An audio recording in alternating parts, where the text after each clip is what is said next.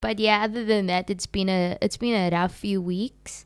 Um, I'm coming down from a manic episode, so it's not it's not the best right now. Um, I'm feeling better though, like relatively, because I got these two injections, ziprasidone, I believe it's called. I don't know like what it is really. I just heard them shout it in house one time. They were like, "Get me some ziprasidone, step." That's what I heard. Yeah. So Um, anyway, it calmed me the fuck down. Like how how did how was the process of getting to the injection?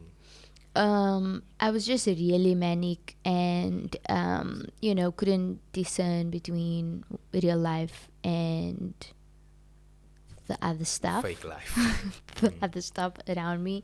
There was a lot of like sensory distortion, I suppose you could call it, like flashing lights or flickering lights. Yeah. Wow. And like things would just change colors, and it was kind of like psychedelic at times, but also very unnerving because I didn't really know what was going on. Okay. It was just a lot. Were there any enjoyable parts about it? Of course, yeah, like mania always comes with this aspect of euphoria, which is really nice. And with the amount of medication I'm on, I'm kind of just numbed most of the time. So when I get to a manic episode, there's like this euphoria and this like intense feeling that I don't feel any other time. So these kind of enjoyable, which is like a very bad thing to say. Lots of people, I'm on like the r/bipolar subreddit. what? what? What?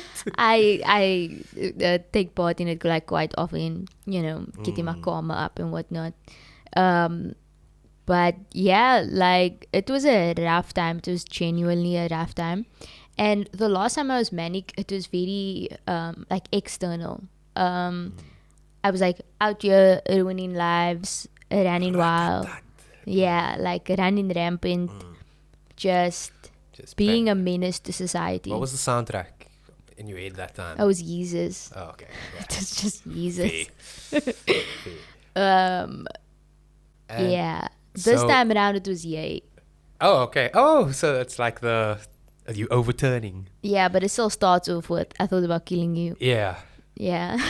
But then it's like, man, I know you and me. Yeah. Yeah. No. Yeah, so this time it was more internal. Like I wasn't really doing anything destructive, but I still had those impulses and those feelings and those desire and like these intense racing thoughts. There was literally voices in my head being like, just do it. Just fucking do it. Randy Orton. Just do it. Yeah, and I didn't want to freak anybody out by telling them what I was seeing/hearing and what was like going through my head, because I didn't want to tell my parents because they would become super protective and not want me to do anything. Because they love you. And Yeah, and I didn't really want to tell my friends because the friends that I had for my last manic episode no longer exist. it's fair. And I didn't want to tell my doctor because the last time I was manic, she locked me up. And she's very close to doing it this time also. She was like, if you don't come down from it, then I have no choice but to put you in involuntary care, which means you get admitted without your like Consent. Yeah, without your consent, Yeah. basically. Yeah, so the state kind of they see you as being unfit to be in a society because you're not mentally fit to make good enough decisions for Yeah. yourself, and you could be a danger to yourself or the people around you. Yeah. And How do you feel about that? Like, I mean, I wasn't like, I don't know. I don't want to say, I really don't want to say what was in my head because I feel like giving a voice to those voices is, it's not a good idea for me right now. But I was definitely not thinking about like self-harm or anything like that, but just wanting to make them shut up.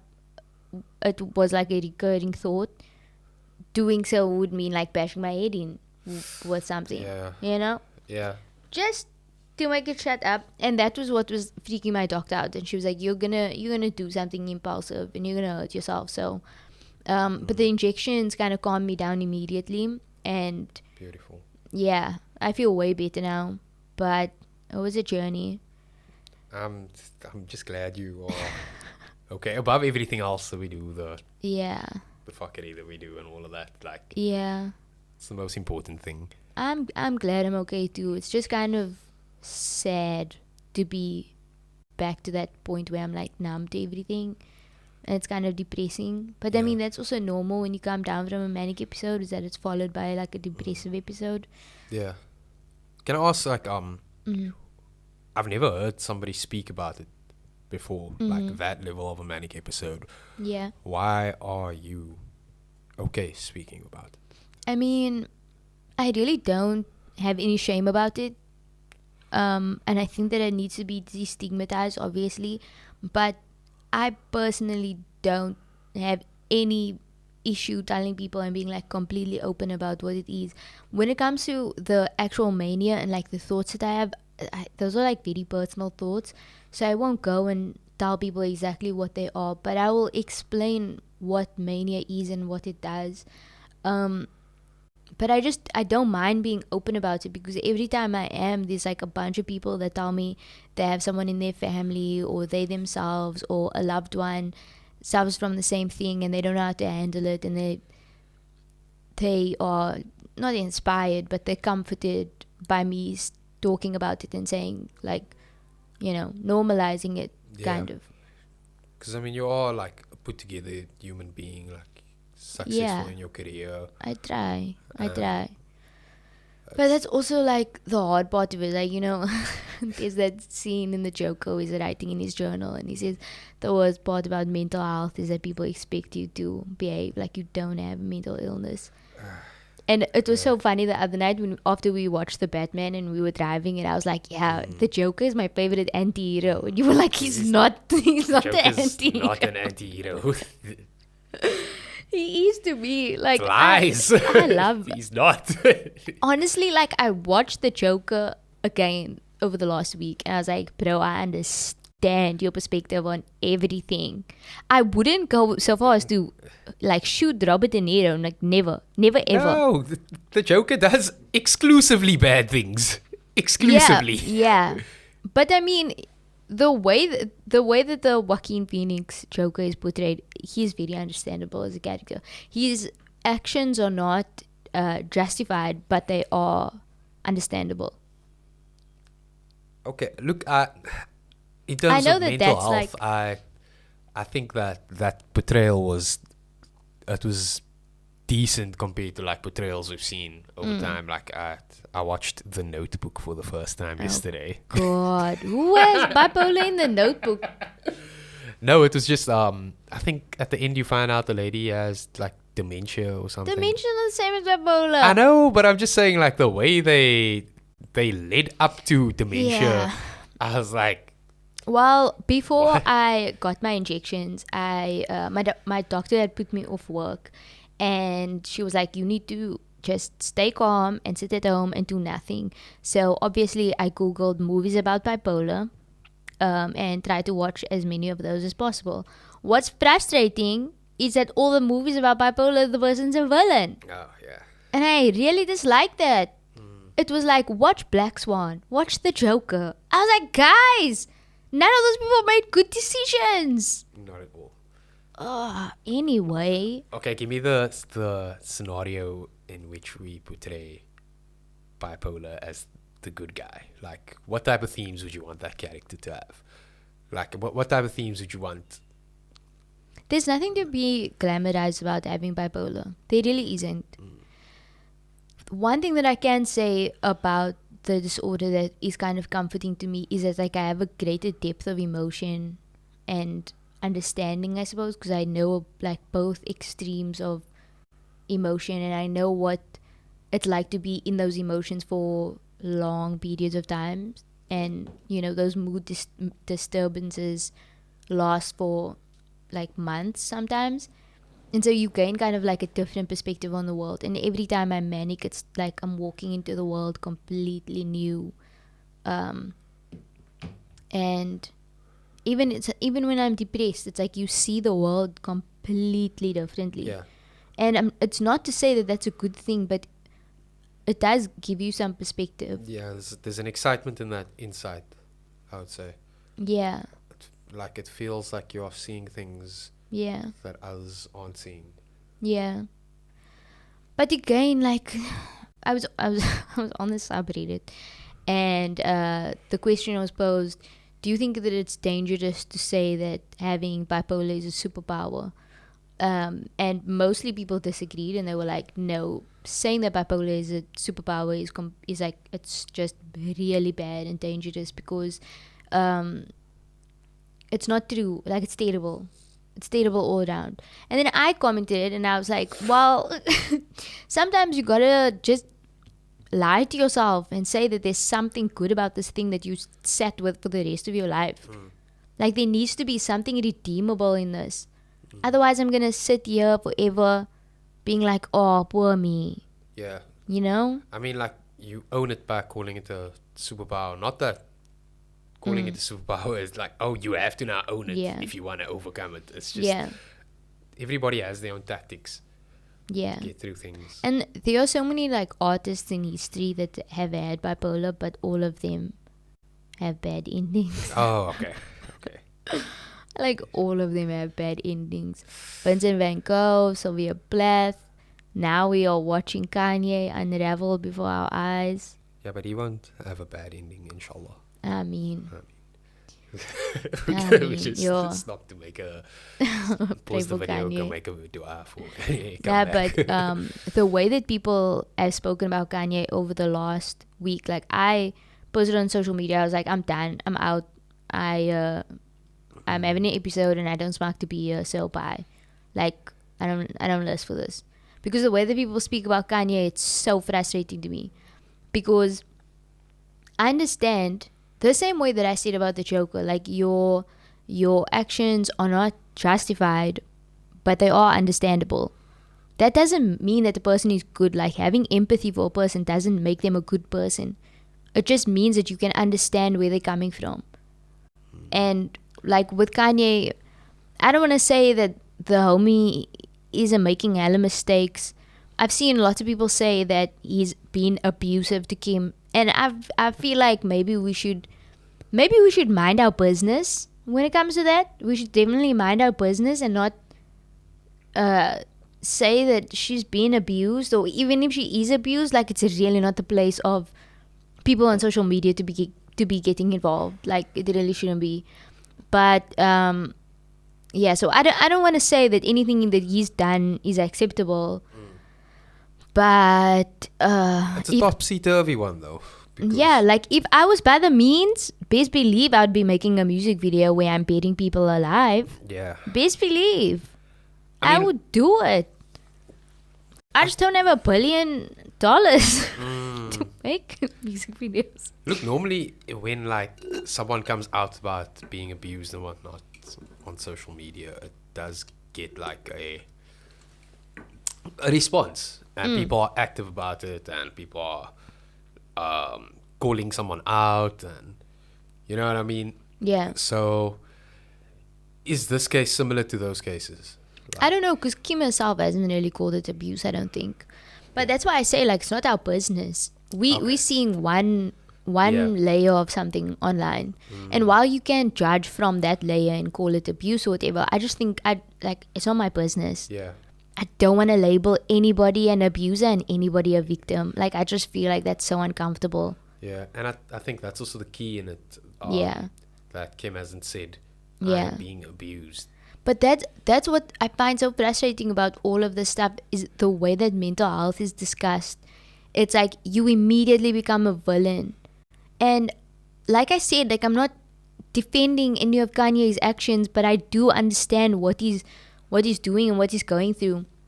And it's been very disheartening for me to watch the way that people criticize him, and the way that people say shit like, just take your meds, someone needs to take his phone away, someone needs to hospitalize him. I'm on meds. I was on meds when I was manic. This manic episode that I just had, I was on meds. I was on antipsychotics, I was on mood stabilizers, I was on a benzo. I was on all of those things. I took them religiously every single night at the same time. Like, you know when I'm like, bruh, I'm sorry, I'm out, I gotta take my meds. But I still fall into a manic episode. That's the point of having bipolar, is that your brain doesn't work the way that it's meant to. Yeah. And so when I see people say stuff like take your meds, it's like, but I am taking my meds. Yeah. This still happens when I'm taking my meds. Yeah, it's like the put a plaster on it. Yeah. And it's the same thing with like, he needs to be hospitalized. None of these things are a quick fix. They aren't a quick fix. I was manic as fuck both times when I was in hospital. Like, it doesn't help. You know, you go into these hospitals, especially if it's voluntary admission. It's just life skills. It's fucking like art classes and stuff. Yeah, and I think that's the kind of the way people are like, it's his own fault. He's doing it to himself. He's not taking his meds. It's like, no. And you can't. The discussion around medication is really, really complicated, because no doubt, like, big pharma, they making hella bank of telling you that there's something wrong with you. Bank. So they're never gonna tell you that there's something right with you. So they're making hella money of you being like in a bad place. And I feel like with Kanye, he's spoken multiple times about the side effects of the medication and how he doesn't like it and how, you know, it affects him so badly and so poorly. But people are still like, no, just take it. We don't care. You're making us irritated. We see it for 2 seconds on our Instagram feed and it's bothering us. Like, it's not your life. You are not affected by the actions of a man on the other side of the world. You aren't. If you don't want to see it, unfollow. Say that you're not interested. Put it down. One thing that makes me so frustrated about the internet is like, you can put your phone down. You can just put your phone down and walk away from it and it does nothing. Kanye can't walk away from his bipolar. That's sitting with him forever. And so it frustrated me. It frustrated me so much. And it made me like completely retreat into myself and think, I don't know how much I can trust other people with this information. Yeah. Can I be a part of this society? Yeah. The same way that like the people were talking about like Euphoria and the characters in Euphoria. And I think those characters are so well fleshed out. Like, you really see their backgrounds and why they make the decisions that they make, even though those decisions are not justified. You understand why they're making them. People still like throw their judgment and it's like, wow, Rue is just a fucking drug addict and da da da da. And it's like, oh, come now. Can we not just allow people to make mistakes? And all of this like conversation, all these conversations that people were having online, it just made me retreat and think like, I'm not gonna be here. I'm not gonna be involved in this. I don't wanna go be vulnerable on Instagram and tell people so that it can immediately, you know, be held against me. Like, oh, the reason that Taahirah shouting so much on the internet is because she's manic. Like, I don't want that. Yeah. I don't want that. The thing is, like, are we doing it for them? Who's them? The, like, society closes, essentially. The gatekeepers to society. I don't know, man. I don't care about any of that stuff anymore. Yeah. I really don't. Yeah. I really, really don't. And I'm so tired of like having to explain myself. It's difficult to explain it to myself. Now I have to explain it to other people. It's so difficult. I struggle to even explain it to my doctors. It's exhausting. And what is even more frustrating, I was talking to Taylor about this, what's even more frustrating is all these people that like pluck on mental illnesses just so that they can become more interesting. You know, you want to be a manic pixie dream girl, so you tell everybody you have like borderline personality disorder and bipolar. Oh, but the you're mental illness Olympics. Yeah, fully. Yeah. And like, there's nothing fun about this. There's nothing fun about this. You putting this shit on Instagram. You're telling people like, oh my God, I have bipolar and it's so difficult. You're putting it on Instagram so that people can message you and be like, you're so brave. You can do it. Don't worry. We love you. And it's like, meantime, people with actual bipolar and actual mental health issues are loving you while you playing pretend on TikTok. Like, it's embarrassing. You just don't need to do it. Like, the amount of people that I've spoken to and I've been like, are you diagnosed? Were you diagnosed by a doctor? No, but like I read online. No, that doesn't count, friends. That doesn't count. Reading online doesn't count. And I understand that like healthcare in this country is extremely expensive. Going to a psychiatrist costs you like between 1,500 and 2,300 maybe. That's for a consult. Yeah, it's a ridiculous amount of money. Just for a consult. I understand that. But you can't diagnose yourself. It's such a complex disorder. It really is. Like you just can't go and diagnose yourself. The other thing that frustrates me about all of this stuff is the way that people expect you to act and the moral high ground they want to take when they watch you going through something like this. And it's like, oh, you're big. You don't know. You don't know. You have no experience with this. So don't tell me how to act. And like, the last time I was manic, did I ruin lives? Yes. But it was on accident. And there are a number of people that can have this story about, oh my God, Taahirah, she did this to me. She was such a bad person. There are multiple people. Okay, I've apologized to some of them. Others, not going to need an apology from me. Maybe like when I have my next like epiphany or something, but I don't know. The thing is, like, you have a story to tell about me. I'm the one who lived it. I'm the one who experienced it. I was destroying me. I destroyed you accidentally. Like, yeah, okay, I was manipulative and horrible and, you know, I lied to everyone and played games. Da, da, da. But it was ruining me far more than it was ruining you. And the reason that, like, all this bipolar was triggered in the first place was because I suffered, like, major trauma. And it was so frustrating for me to be around people that were constantly telling me how to deal with what had happened to me. Yeah. It was so irritating. It was like, shut up, you don't know. Like, you don't know. Stupid dog. You really just, you don't understand. You know, the worst thing that's happened to you is a boy has broken up with you, but you standing here telling me how I must handle my trauma in my manic episode. Friend, step back. Okay? Go, I don't know, reflect or something. Knit a sweater. Yeah, go do something. Shut up. Yeah. And the funny thing is, like, all these people expect an apology from me. They expect me to be like, I'm really sorry for the person I was. And I am sorry for the person I was. I am. Fuck. Like, there was this scene in Euphoria that, like, it really cut deep. It made me chunk when Rue was like, you hate me? I hate me too. You wish I was different? So do I. And I felt that. Yeah. I really did, because you were just an observer. It was happening to me. It happened to me. Yeah. You know? Like, some people don't want that to respond or won't make the door of apology easier for you also. And that's kind of where you'll find out what someone thinks about you. Yeah. If they'll make it easy for you to apologize and make it easy for you to move on and grow from it. Yeah. They have that kind of love for you.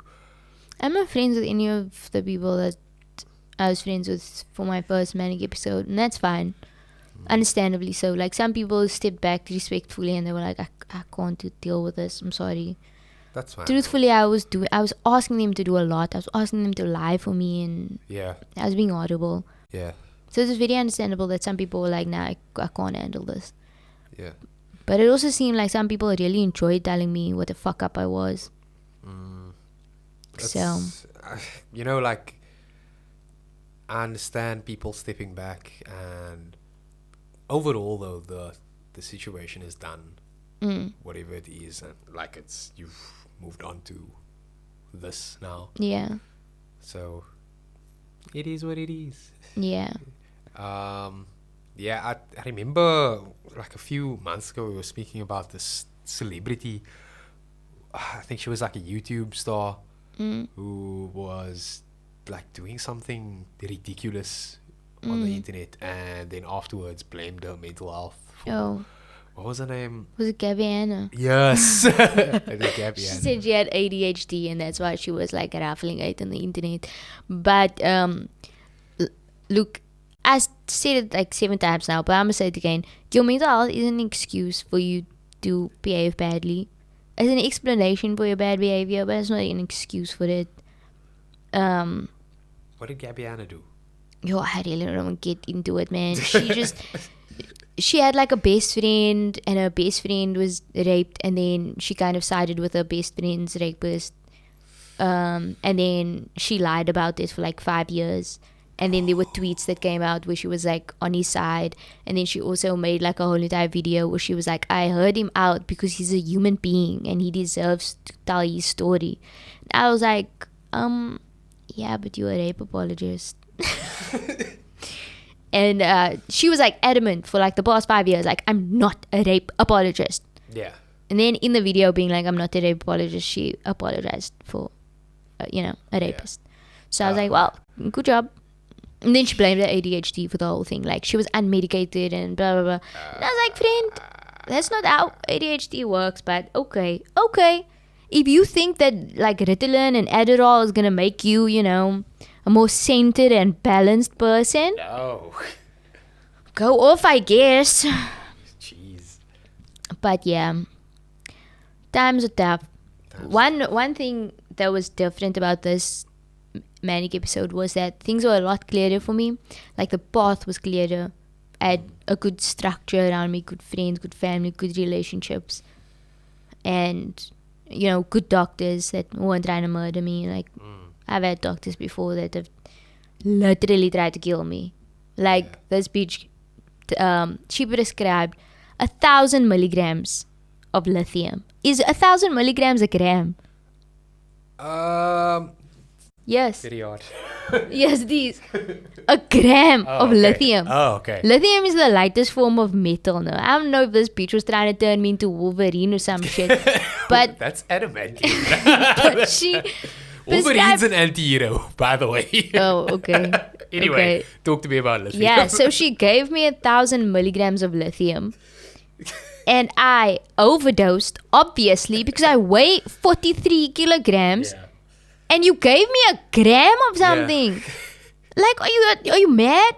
And then she didn't even apologize. She was just like, she sent a receptionist to come speak to me, and she was like, "Oh, are you doing okay?" Meantime, I'm in the hospital on a drip. I mean, hospital. I needed to have my kidneys flushed and shit. I'd been mocking and shaking. And I was like, guys, just say sorry. Nah, doctors don't say sorry, bro. Oh. I've never had a doctor say sorry to me. Yeah, for no. messing up. I mean, I think like one of the first conversations that we had was about how much I fucking hate doctors. I hate doctors. Just take your BM and go. I don't want to hear from you about how hard your job is. This is what you studied for, friend. Yeah. This is what you brag to everybody about. Oh, I got into UCT med school. Oh my god. This is what you wanted. Now you want to cry about how long your shifts are. This is what you wanted. Take your PM, take your fancy house, and shut up.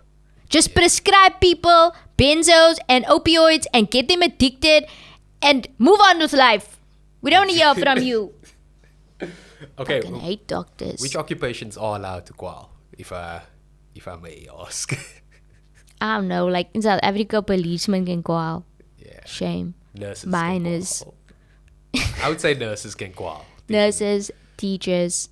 Teachers can qual to an extent. No offense. I know that you a teacher, but that's also a profession that you voluntarily enter into. I agree though. Like teachers qual to a ridiculous extent. Yeah. Like don't come here and tell me, oh my god, my children, I hate them. No. What did you think? Who did you think you were going to be teaching? Did you think you were going to be teaching adults? Yeah. Who have full control of themselves? Whose whole entire brain is already fully formed? No! So then why are you complaining about the behavior of a 7-year-old? How do you expect them to behave? Definitely. Teachers be like, I told my students not to do this and then they did it. Nah. Duh! That's how children work! You stupid dogs. Oh, I agree. Like, No offense, sorry. but a lot of teachers don't realize, like, you gotta win your kids over. You can't just Yeah. come in and be like, I'm the star of the show, listen to everything I say. Yeah. I That's- hated those kinds of teachers. I Yeah. hated them.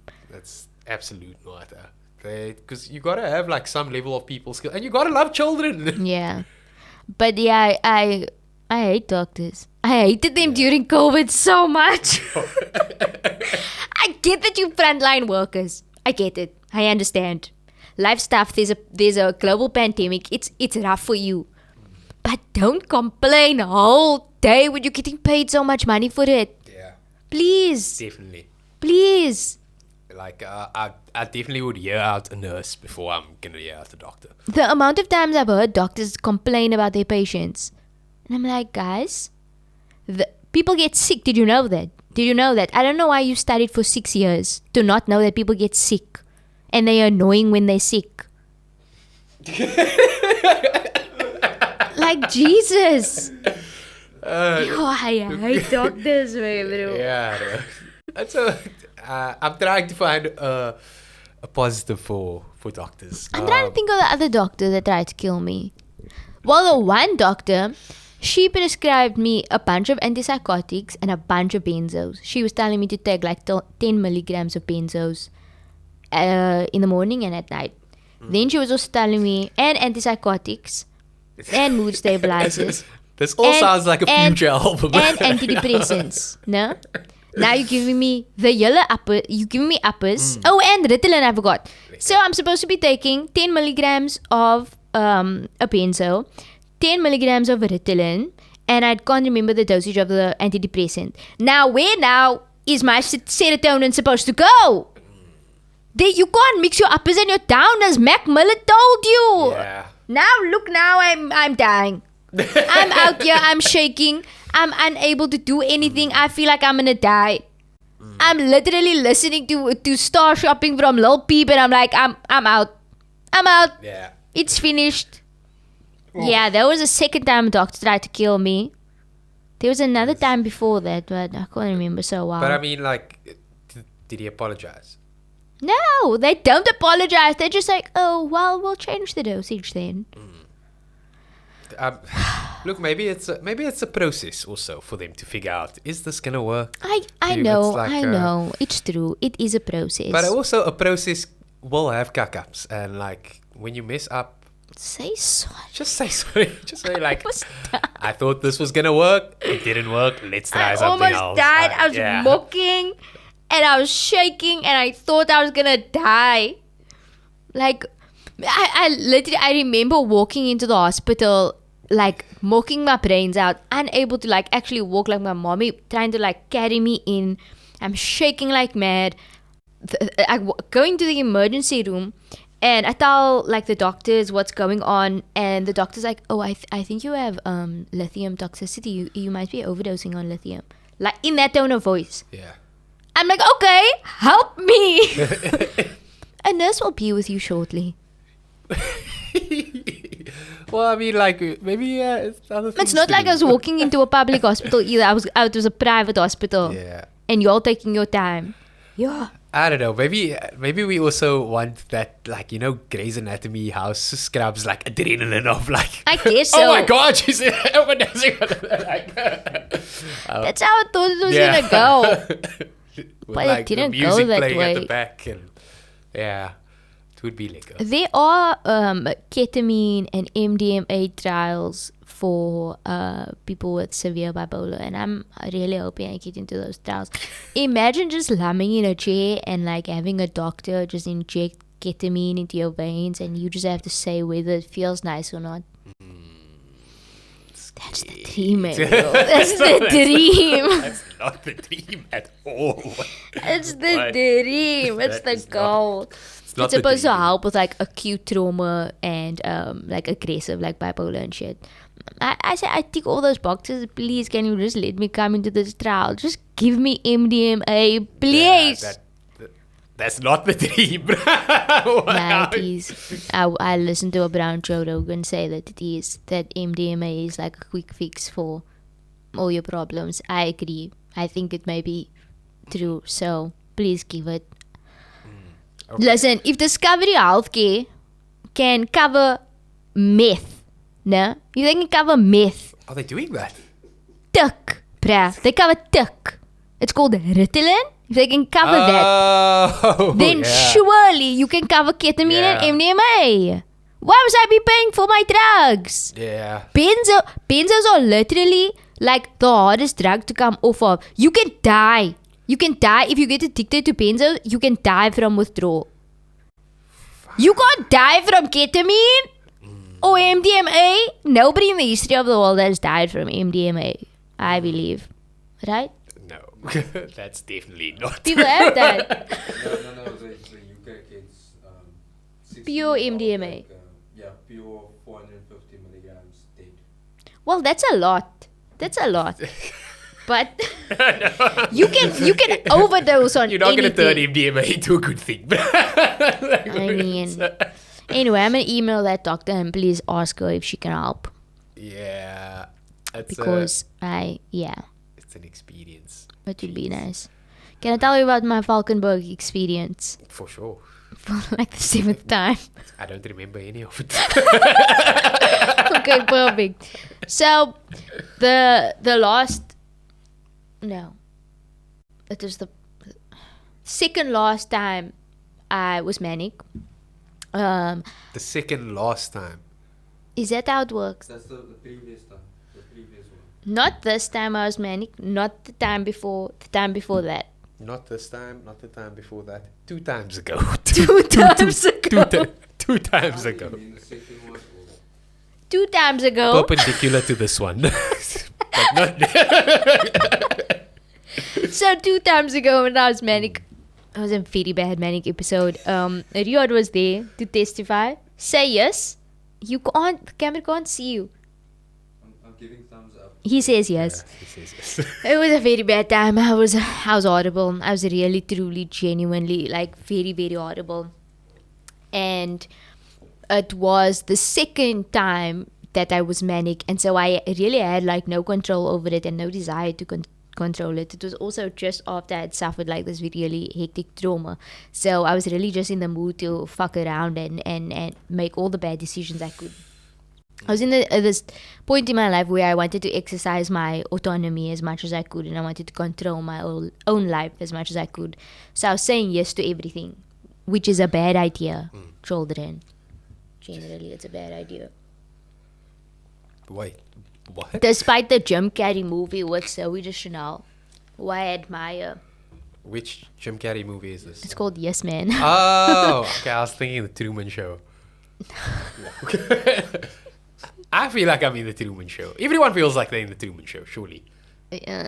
Somewhat. Yeah, so I was hella manic. And I was running away from home like on a regular basis. I was running in a track star constantly. That episode of Euphoria where Rue is sputting, that was me constantly.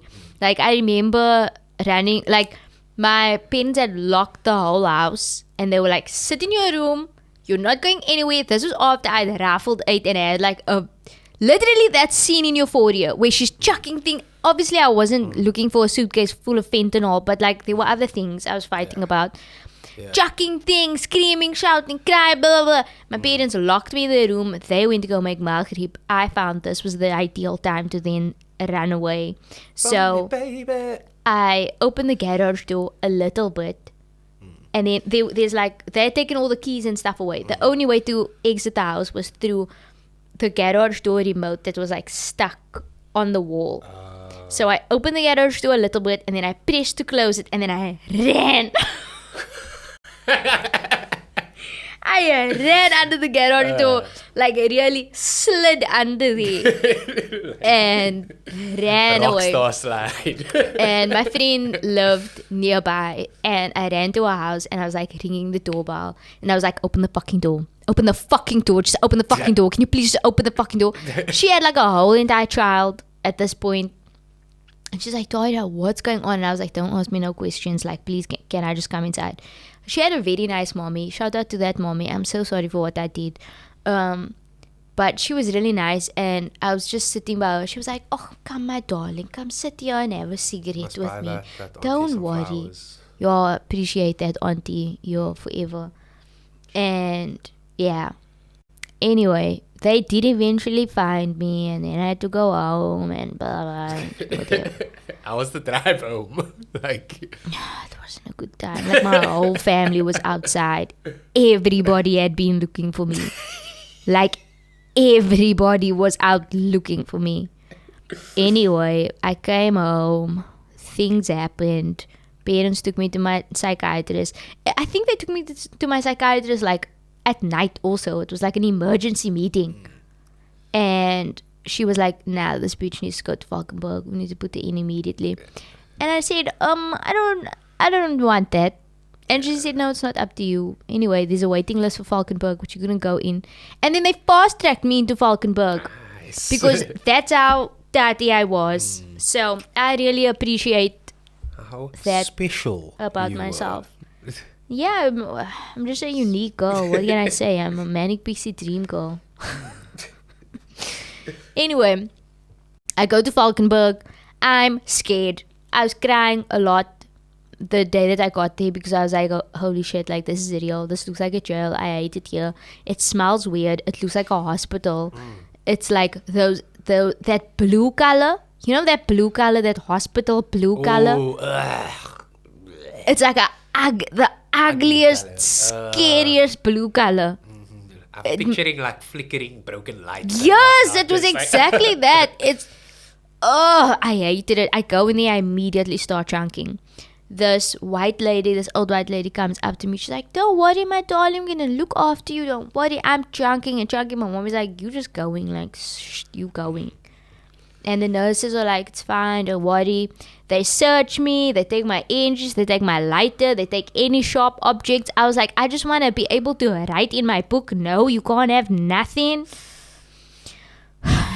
They searched like everything, searched my whole body, patted me down like I was, you know, in an American airport and I was brown. Like it was very invasive. And checked all my bags, checked everything. And then my mommy left and I was upset. I was like, I can't believe you just did this to me. I really can't believe that I'm here right now. This is a hate crime. I hate it here. This is it. I hate it here so much. And this white lady's like, don't worry, we're gonna look after you, it's gonna be fine. I put my trust in that white lady for all of half an hour before I sat next to her, and she's talking to me the whole time about like everything is gonna be okay, don't worry about it. Then I'm sitting next to her, she grabs me, she pulls me down to the floor. I'm like, what's happening? She's like, the shooters. I'm like, what fucking shooters? She's like, they're shooting. I said, auntie, there's nothing happening. But she was schizophrenic. Oh, I thought she worked at the place this whole No, time. she's a patient. It sounds like she worked. Yeah. I thought she was like, No, she was just a sweet white lady that was like, Oh. she's like a tanny. I still a bra though. Like, I appreciated her for trying. well done. But yeah. And then the first week was like really horrible. I hated it. You sleep in a room with like a bunch of other people. I hated that because there's one bitch, like she kept screaming in her sleep constantly. It was so irritating. Like, I'm just trying to sleep and you out here with your traumatic dreams. Like, please. The thing about all of these like clinics is like it's not healthy to be around tatty people when you tatty, because they don't think that they tatty when they look at you, and you don't think that you tatty when you look at them. Kanti mananti, we all tatty. Yeah. That's one place where it's a very egalitarian society. Conception. You know, and plus because it's a government hospital, it's people from like all different economic backgrounds or whatever. So it really is very egalitarian. You must all eat the same cuck food. Yeah, they made cuck food. They made cuck food, but I like that, I don't though. even know. No, Sadiq, you don't like that. You don't even know what kind of meat that is. You don't even know if that is meat. Like if I would be happy with one wheat pick in the morning if everybody was having one wheat Nah, pick. nah. Groot skewe. Have you heard of Moor coffee? That's what I learned about when I was there. I don't even know what Moor coffee is to this day. Is that the thing below Frisco? Yeah, bruh, like 10 degrees below. Below coffee ice. It's like sand mixed with maybe a tablespoon of coffee. That's what it is. It was disgusting. Anyway, the first week was horrible. Also because I was obviously a chain smoker at the time because I was having a bad time in life. They told me you only have 4 smoke breaks a day. I said, are you mad? I'm leaving. Get me out. This is against the law. I have rights. They say, no, you don't. You remember that page you signed when you came in says, no, you don't have rights anymore. We make decisions for you. I said, fine. Fine. You had a point. You had a point. You were so strong. They deflate you. Yo, I was really traumatized that first week. So we only have 4 smoke breaks a day. Then you go to these like little smoking huts. You can only smoke around certain people. Around certain areas. So I go into the smoke hut, and the boys from Ward 2 have the same time as our smoke break. Their smoke break and our smoke breaks at the same time. And they walk up and they skirky, young. Yeah. Yeah, me, I was scared. I won't even lie about it. Like, not to racial profile, no, because I'm brown. But those boys walked up there and they were like, yay, girly. And I was like, oh no, I want to go home. And then they talk to you and what, and I was afraid because they're very like aggressive, like sexually, you know, in that way. Coming up to you and talking to you and like flirting with you heavily, and there's like the security is just lying there like deal with it. And I went to go speak to the nurses and I was like, listen, I'm a little bit vulnerable from my experiences. Please can we have a different smoking? I was like, I can't deal with like sexually aggressive men right now. She was like, no, get used to it. You're gonna see men in your everyday life when you get out of here, so you better get used to it. I said, okay, That's cold. fine. You have a point, I guess. Yeah. Anyway, first week was traumatic. But then I remembered I'm manic. I have superpowers. I can do what I want. I'm gonna run this place. So I did. I made Valkenberg my bitch, bruh. First week I was nothing. I was the small little girl, small innocent little girl. Everybody had to worry about. Oh shame, oh shame. Second week comes, I'm ready, bruh. Tony Soprano. I'm ready. The other thing about Valkenberg was they didn't allow you to buy cigarettes like on the property. Okay. But there was the forensic ward, which is the ward of people that are found mentally unfit to stand trial. So like, you know, people who've committed a crime, but yeah. So they somehow smuggled inches in there, and then if you wanted inches, you had to go to the forensic ward and like buy JFK. What? JFK cigarettes. It's like Chicago, but 10 times worse. Everything in Valkenberg is like the worst thing minus the worst. Anyway, so it was the ghetto, and I was like, I don't like this. Okay, I'm used to a certain lifestyle of Marlboro Red Beyond, Marlboro Blue Beyond. You know, that's me. Now you come here with this JFK. There's not even some menthol in it or nothing for me to press. I don't like it. But yeah, and then they were also like, it's like 1 rand an inchie. I'm like, women's like the 1 rand, bruh. A 1 rand. Who carries 1 rands around with them in this day and age? Do you take EFT or something? Snap scan? Nothing. Anyway, so I was really upset about that. Second week comes, I'm like, nah, I'm ready. I'm ready. I went to go buy a carton of inches. I put that shit in my bag. I put my name on every single box of inches. I said, this is my inches. Yeah. But you have to hand your inches into the people, the nurses or whatever. Yeah. I said, this is my inches. Then I said, wait a minute. There is a gap in the market. Because they're only selling JFKs here, but me, I have Marlboro. I'm going to sell my Marlboro for $2.50 an inch. Yeah. So I made the hella bank. But it's not that you can, it's not like it means anything. Yeah. You sold inches at school. I sold inches at Valkenberg. But it's not like you could do anything with the money. You could like buy you a pie at the tuck shop. Oh, lekker. There was like a thrift shop It's also. literally school. It was in the ghetto, bruh. I remember standing there the one day. I bought a pie. I'm standing there. You know, ready to pay for feel my like a pie. king with your pie. And this bruh standing next to me. He has a 28 chappie here in his neck. I say, whoa. I just tried not to make eye contact. This bruh just looked at me. He's like, no way. I said, Oh, yeah. I didn't know what else to do. Like, what must I say? Anyway, I said, you know what? They probably, there's some nuance to their character, surely. Let's not just label them all as bad people. Yeah.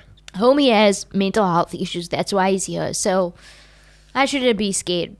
But yeah, the point is by week 2, I was ready. I was ready for everything. I wasn't scared of nobody no more. I wasn't. I was fearless. The mania had taken over. I was hyper-confident. I didn't care about nobody or nothing. I had no fear in me. And so, I come in there the first day. And before I sign in, I go outside and I'm like, I'm going to smoke one inch before. And I'm really going to try my best not to say the bra's real name. But if I say the bra's real name, you have to just Yeah, we'll cut it out. beep it. No? Yeah, so I walk up to this bra. He's standing in a doctor's coat. And he's standing there and he's like in like chinos and a t-shirt. And I'm like, alright, cool. And I'm standing there and I'm about to smoke. And I'm like, he offers me his lighter. He has like a Zippo lighter. And he comes up to me and he lights my lighter. And I'm like, shit, this is like a movie. You know? I'm feeling this vibe. Yeah. And he introduces himself and we like talk and whatever. And he's like, yo, are you in here? And I'm like, yeah, I'm here, whatever. We talk. He's like, cool, I'll see you around. I'm like, yo, that doctor was cool as fuck. Then go inside, we go do our things, have group, talk about how we must be good people and negative thoughts and how to combat negative thoughts. Yeah. Ugh. And then I go outside for this first smoke break, the first official like smoke break with everybody else. Is this homie not standing there? Doctor's coat is gone. And now homie is out here with a Valkenberg uniform. Nice. I said, sir, I thought you was a doctor. He said, nah, I'm not a doctor, bruh. I said, what the fuck? What the fuck? Where did you get the coat from? He just passed. He's like, nah, I'm not a doctor. But then, like, he was kind of like the gang leader of his ward. Yeah. And by week 2, I was the gang leader of my ward because I was the best. Yeah, for L, you know. Yeah. Like And so we became brasser, and then he neutralized these forces of the scary boys from Ward 2. I think the scary boys from Ward 2, those were like drug-induced psychosis. Yeah. So a lot of them were very scary. The one boy, he kept talking about how he like eats girls and he kills girls and he hates girls. And I was like, oh, my bro, just lamb. Just lamb. Like, please, we just want to have an inchie. And you out here talking about, I'ma kill this bitch. Yeah. Like, lamb, homie. But like the thing about being in Valkenberg is that you very quickly get used to everybody's like cuck. Like kinks. Yeah, you understand like, okay, this person's schizophrenic and they have this idea that they're being shot at and someone's trying to assassinate them. This bra has this issue and whatever. You just get used to it, and you aren't supposed to break anybody's psychosis or like their perceived idea of reality, because you can't contain them. Like a doctor is the one that has to intervene and be able to speak to them, or a psychologist. But you can't be like, my bro, nobody's trying to shoot you. You seeing kak. Because like to a person, once you say that to them and you tell them like this isn't real, like they freak out and you can't contain them. So you just kind of have to play along, be like, yeah, these bitches ain't shit, you should kill them, yeah, they all cuck. Yeah.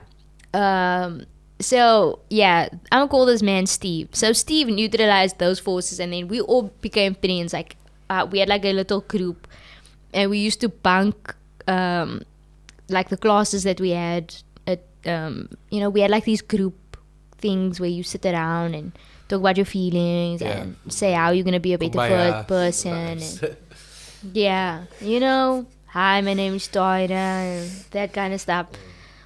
And so we were bunking. we started bunking, and we started just like lamming around, catching on cock, selling my inches, making my money, and smoking my weed. Having Like, purpose, yeah. Yeah. The reason that Steve was the real G though was because he had tobacco, like he had like a massive bag of tobacco that he constantly kept like in his underwear. So whenever we didn't have inches, we were just like, yo, Steve, can you just roll? Okay. And then it's a great time. And you become, because you're like in this situation with these people, you become like very quick friends. And it's like we all party together.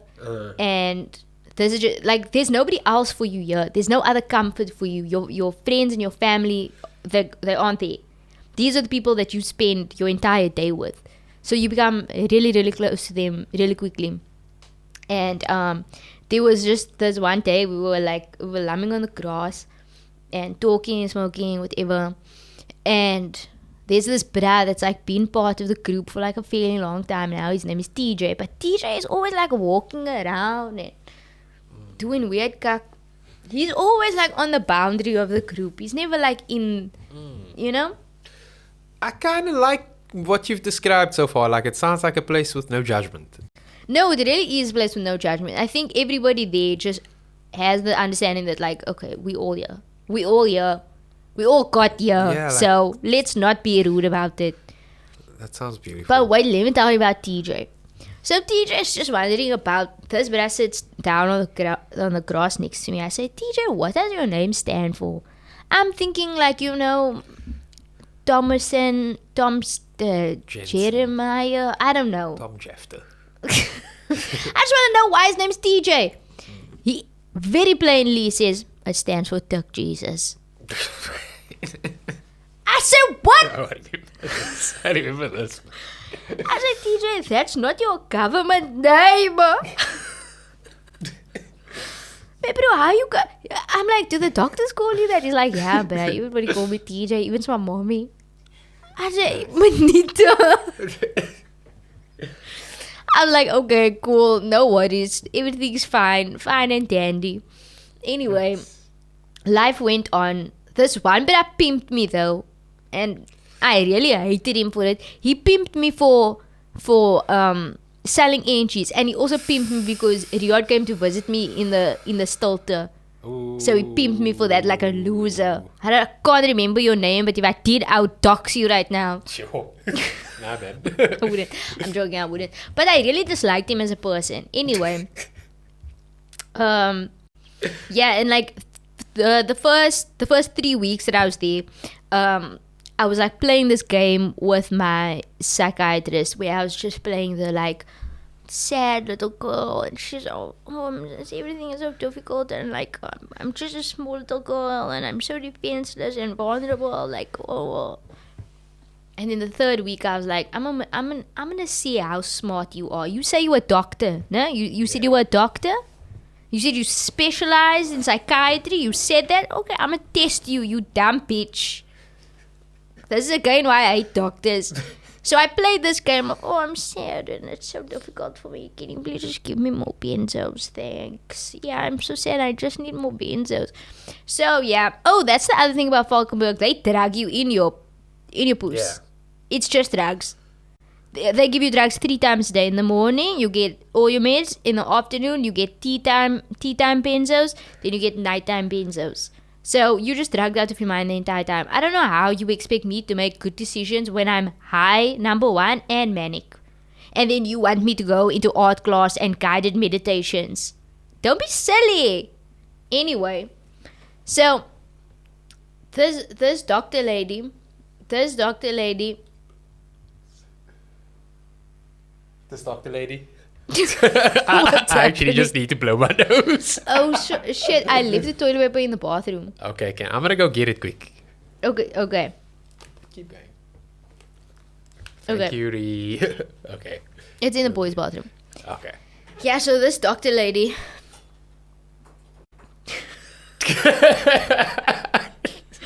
Yeah. So this doctor lady. I said, I'm gonna test you now. You said you were a doctor? Is that what you said? You said you were a doctor. No, you got doctor on your little lab coat with your name. And you have a fancy fucking mug pulling up here every day. You got neat little office. Oh, so cute, so cute. You said you were a doctor? Fine, let's test you. So I play the card of I'm sad to go and I'm just really sad and everything is really difficult for me and I'm sad and I'm scared.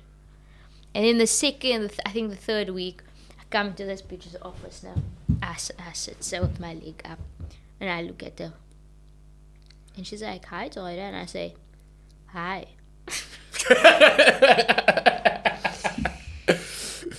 I say, did you know I'm taking you for a boost?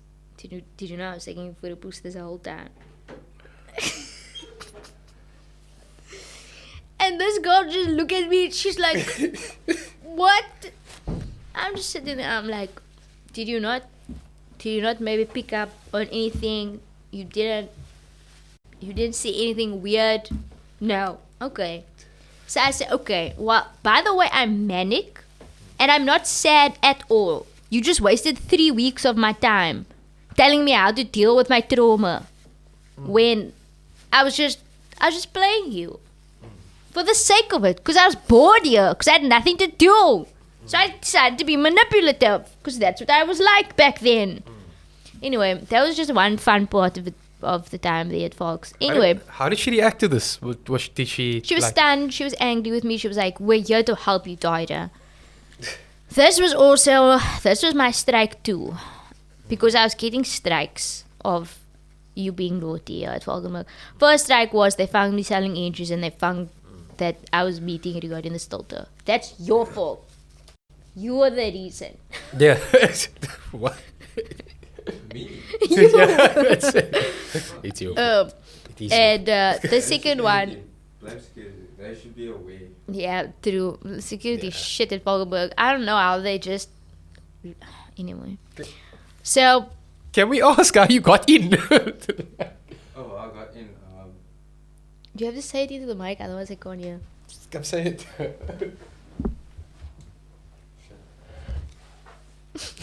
Tell the whole story. Please tell me how you got in. So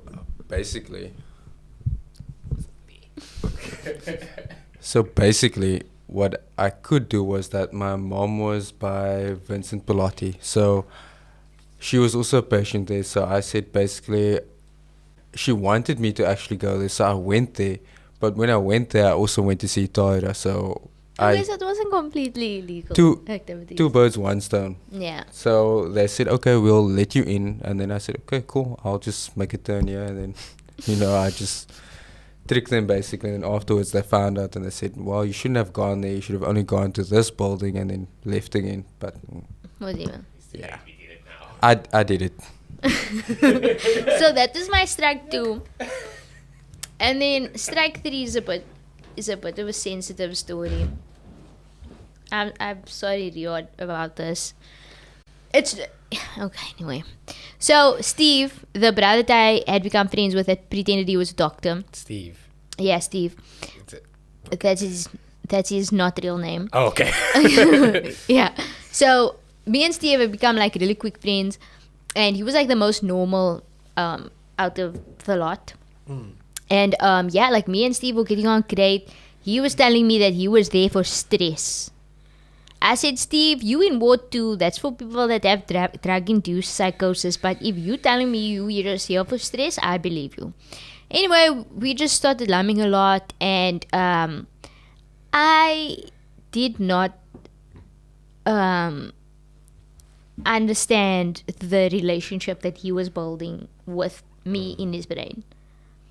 And this is the thing about Valkenberg. They tell you from the jump, don't make friends with people, don't make connections with people, don't talk to people about your shit. Just don't. You can't be here to make friends. And it's impossible. It's really impossible. You sitting with these people the entire day. Like, how am I not supposed to be friends with these people? But I understood afterwards that it was dangerous because you feed into their delusions and they feed into your delusions. And you're telling them, like, nah, bruh, there's nothing wrong with how you're thinking. And they're telling you the same thing. And it's just bad. Anyway, me and Steve, like, we became, like, really good friends. And we were spending a lot of time together, like, us and our whole little group. And he had, like, developed some kind of, like, feelings for me. And I didn't realize this, but the one day we were, like, in the smoking hut. This was in, like, the 4th week. Yeah. So you in there for, like, a month. So it was, like, almost time for me to go. And Steve, I told him, oh, like, Riyadh is here. I'm going to go find him. Like, I'll see you later. And so I hug him to say goodbye. And he kisses me on the cheek. And I'm like, friend, what's going on? And the security sees this, and the security is like, what the fuck's going on? You're like, what are you doing? And he's like, no, we're just friends. I'm like, okay, this is orcs. Anyway, I go see Riyadh, lam with him for a bit, and then I came back. So the security seeing that was like an issue. And then the other issue was that there was the Valkenberg dance. Bear in mind, now, I was manic during this whole time. This could be completely untrue, but I believe it in my heart to be true because I really think that it did happen. I was there over the festive period. I was there, like, over the like, holiday, like, Christmas period. So it was normal for them to have a dance, you know. So they had a dance, and we bunked group, and we all went to the Valkenberg dance. But it was the best. It was the best experience of my life. Why weren't you invited to the dance? Because we weren't supposed to mix with, like, the other patients. We were in like the ward where, like, you are the least dirty. So we're not allowed to, like, mix with the other patients. Which I found rude. I found it really rude. Like, stop. Anyway, I was like, fuck it, I'm going to this dance. We went to the dance. We had a great time. Like, it's one thing to be around people when they are high on ecstasy or something and their eyes are rolling and they're jawling their hearts out. It's a different thing to be around psychotic people when they dance because they really just dance with their whole body and their whole mind and their whole heart. And they were playing, like, treffers also. They were playing, like, for I Follow Rivers and Show Me Love. And, like, it was so lekker. And you got, like, a cup of jive and then you got a cupcake as well. And you're just jawling it out. It was beautiful. It was like one of the best experiences of my life. No joke. Like, genuinely was one of the best experiences of my life. And I remember everybody there was, like, on some level of psychosis. Like, I sat down next to this one man and he's like, hello, are you doing okay? And I say, yes, uncle, I'm doing well. He's like, okay, I'm just here to check. Like, I'm not really in the hospital. I'm just here because my daddy owns the hospital, so I'm just here to make sure everything is okay. I say, uncle, you in the Valkenberg uniform. Your daddy don't own shit. Plus, this is a government facility. I don't know who your daddy is. So, yeah, there was, like, a lot of psychotic people, but it was the best, man. It was, like, really thoroughly, like, one of the best experiences. Like, I don't know. I know this sounds ridiculous, and I don't mean to say it in, like, a derogatory way in any way, but, like, it was the most accepting environment I'd ever been in. People didn't care, like, about anything. Nobody cared about, like, your economic circumstances or, like, your level of education or what mental illness you had or what your job. Like, nobody cared about anything. Everybody was just there having a good time. And we were all just mad. And it was together. Yeah. Yeah. And, like, I felt at home. Like, I felt like, yo, this my people. Yeah. It sounds a bit like this is my Utopia. People. Yeah. How was it when you came out and, like... There's the realization that was in an entirely made up situation. Like, the feelings that I had in there was, like, entirely made up. But it was difficult not to build it like that. Like, there was that you couldn't help it. You couldn't help, like, building these relationships with people Yeah. And like, these are also the only people in the world that understand you, like your family and stuff, that they can love you and they can care for you and your Yeah. friends and everything. But these people are the only people that know and understand what you're experiencing, and they don't care. Yeah, there's a warmth in being understood. Yeah, they don't ask you about that, they don't care about that, nobody cares. Like, everybody's just so nice. And yeah, so what ended up happening with Steve was that he had like developed some feelings for me or whatever. And his ward was like an all boys ward, and he had gotten into a fight with a bunch of boys because of me. I don't really remember what the fight was about, but basically I got called into the office and they were like, we've done everything we can for you, and you lied to your doctor, you've been catching on cock, and you're fucking with this boy's mental health. And I was like, I didn't mean to. Like, I was just being his friend. And I really truly was. Like, I was just being his friend. Like, I had so much in common with him, and we were like around the same age, kind of like studied the same thing. Like, we were just friends. But I didn't realize that he was suffering from schizophrenia, and I had like played into his delusions a little bit too much. Oh, okay. And he had like created this world where I was a big Yeah, we were. factor in it, and he had caused like a fight, or I had caused a fight because of whatever. And the doctors were like, yeah, you have to go, you're affecting the mental health of everybody else around you by playing these games with everyone. Because it wasn't, I was also purposefully manipulative. There was this one girl that I really didn't like, and I was being purposefully like malicious towards her, and like I could very easily sense what their insecurities were, and I was just going at it. I was a really terrible fucking person. I Yeah. really was. I'm really glad I didn't know you that time. Yeah, you would have hated me. Yeah. Yeah. I met you at the right time. You did. I did. I was really awful. No, I was really awful. And yeah, so I got kicked out of Valkenberg. It was embarrassing as hell. I had to message my mommy and be like, can you pick me up? They kicked me out. They kicked me out. And I remember my mommy shouting at me and being like, how the fuck did you get kicked out of Valkenberg? How? I was like, I don't know, to be fair. I don't understand how I got to this point. My point being, overall, you can talk whatever cuck you want about Kanye and tell him he must be hospitalized. From my experience, being in a hospital does absolutely nothing for you. Maybe if Kanye doesn't go to Valkenberg, maybe if he tries Lente here, it will be different. Yeah. But like my experience in hospital, it doesn't work out. And also like, that would be an excellent movie, like a billionaire in goes to Lente Lente. No, because so many people in Valkenberg like told me that they were millionaires and billionaires. So many people was like, yeah, like I'm the father of this rich person, and I own this, and I'm the president of the world. And they really could be. They could be like someone of. No, they were just ducking and got to this But point. surely, like. I don't know. Medical aid is expensive, bro. Yeah. So I don't know. It could be. Anyway, yeah, I got kicked out, and the thing is, like, until you want help and until you really, really hit rock bottom and the people around you force you into a situation, it's very rare that you can get better on your own. And so that's why I have like a lot of sympathy for Kanye, and that's why I'm always so defensive about him. Because the way I was during that time, I was, like I said, like I was abusive emotionally and psychologically. Yeah. And I manipulated people and I used people and I was horrible to the people around me. I was terrible. Yeah.